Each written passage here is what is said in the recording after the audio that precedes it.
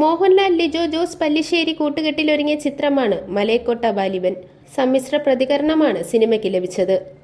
മോഹൻലാൽ ലിജോ ജോസ് കോംബോയിലൊരുങ്ങുന്ന പടമാണെന്ന നിലയിൽ വലിയൊരു പ്രതീക്ഷയിലായിരുന്നു ആരാധകർ.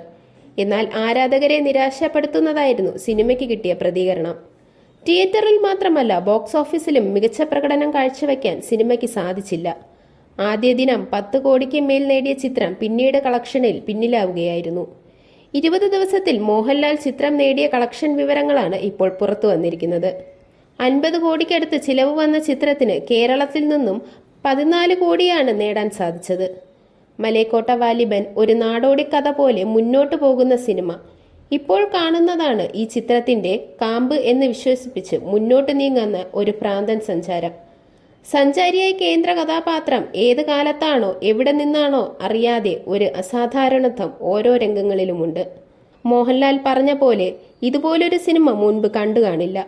മുൻപ് കാണാത്തത് കൊണ്ട് തന്നെ ഇത് ജോണർ ഏതാണെന്ന് സിനിമ കണ്ടു കഴിഞ്ഞ് നിർവചിക്കാൻ ബുദ്ധിമുട്ടുണ്ട് എന്നിങ്ങനെയാണ് സിനിമയെക്കുറിച്ച് വന്ന മോശം കമന്റ്.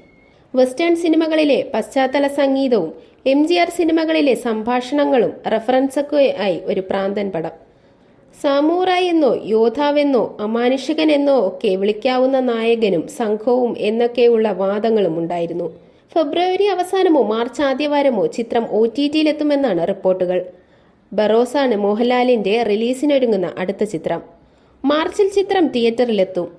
ജോഷിയും മോഹൻലാലും വീണ്ടും ഒന്നിക്കുന്ന റംബാനും അണിയറയിൽ ഒരുങ്ങുകയാണ്.